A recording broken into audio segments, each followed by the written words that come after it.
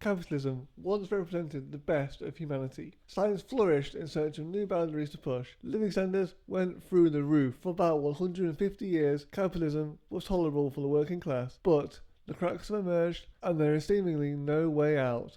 This is Common Power UK. For a time, there was a careful balance of power, whereby the ruling class, still anxious from past revolutions, gave out a healthy measure of reform. This appeased the workers enough to avoid more turbulence. But the dynamic of "we are the ones who give you the reform" class structure remained. This was a dangerous thing because it left us vulnerable. In the second half of the 20th century, from right under our noses, our power was taken, our resistance was nullified, our minds were manipulated.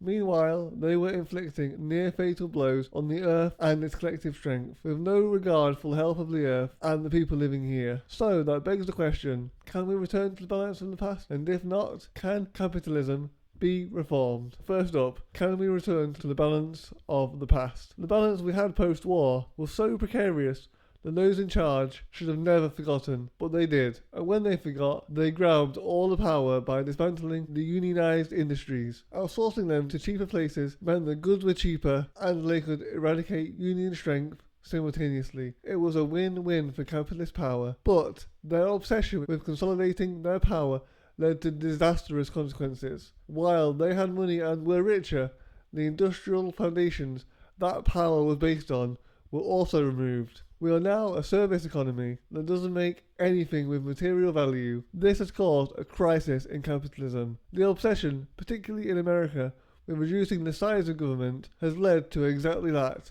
A country that doesn't make anything for itself, that outsources almost everything. This has led to huge debt in every capitalist country and the instability that joblessness creates. You might still be thinking, we can turn it around with proper measures, but those in charge only have one solution: more capitalism, more austerity, and more division. This pushes us ever closer to the edge. I've only discovered this recently, but the only way we get off the cliff and change things properly is through revolution. I've only come to this conclusion recently, so I will explain. I've always leaned towards the left, favouring tolerance to the needy and a dignified life for everyone. But recently, I've had enough with seeing what's going on and feeling powerless. But what if we're not powerless? I want to do something properly to change things. I knew that joining a mainstream party like Labour or even the Greens was laughably insufficient. So I made this channel to try and organise organically, and I met some very interesting people, those with ideas that resonated deeply. So I went and dug deeper into the theory of Marxism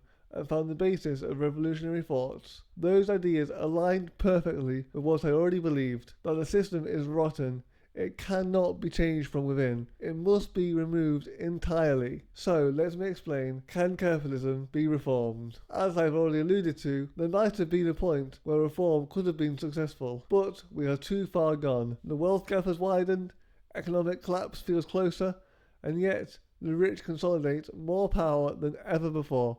They will not give it up. They have powerful anti-worker policy that divides us. So unfortunately, we must take the power back. One of the reasons this is true is the dismantling of socialist power. If those power bases still existed, then things might have progressed differently. In 1926, Henry Ford introduced the 40-hour work week, which was adopted nationwide in 1938. Since then, productivity has rose 400%, but the work week has gone down by 0%. Let's say we were generous to the ruling class and give them 25% of the productivity we have generated. Then the working week could be reduced by 20 hours. Now, I know this might not be exactly as true, as I'm sure there are many factors involved, but with the explosion of productivity we are about to get from AI, the man or woman hours taken to achieve the same is going down at a rapid pace. But the work week stays the same. In America, the minimum wage stays the same. This is just one example that illustrates the greedy power grab that has taken place. That goes to show that those in charge will always maximize their own power, and they will never give any of it up. Therefore, the only natural conclusion is that we must take it. Before you jump to conclusions, I want to dispel a few myths. First, the myth that revolutions must be violent. I don't want violence. I believe we can organize non-violently to overcome them. But if things got real, they would use any force necessary to quash us. So I'm not naive that we might have to defend ourselves, but never ever to be the aggressor. Next, the myth that socialism is always led by violent dictators like Mao or Stalin. Here is where we must learn a valuable lesson from past mistakes. Their countries, especially the Soviet Union, had a successful worker-led revolution, but it was captured by a dictator who removed the working people from power. Here is where we must be stronger. We must create a system that is inherently democratic and not bureaucratic, that votes to decide policy and then votes for a leader to carry out what is decided and not the other way round. That way there will be no power grab by those with malintentions. Finally, I want to dispel the myth that under socialism everyone would be paid the same. That is simply not true. The truth is that everyone's standard of living will be guaranteed without paying for it at the till. So all food, education, housing and healthcare will be free at the point of use. So then,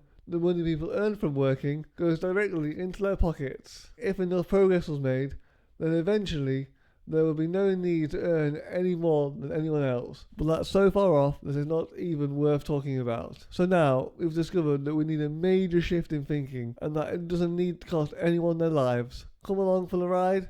It might be a bumpy one. Hit like and share if you want to join the movement. Do you think reform is still possible? Or are we beyond the point of no return? Let me know in the comments. Let's build a real conversation. Subscribe for more for common power. See you in the next one. Goodbye.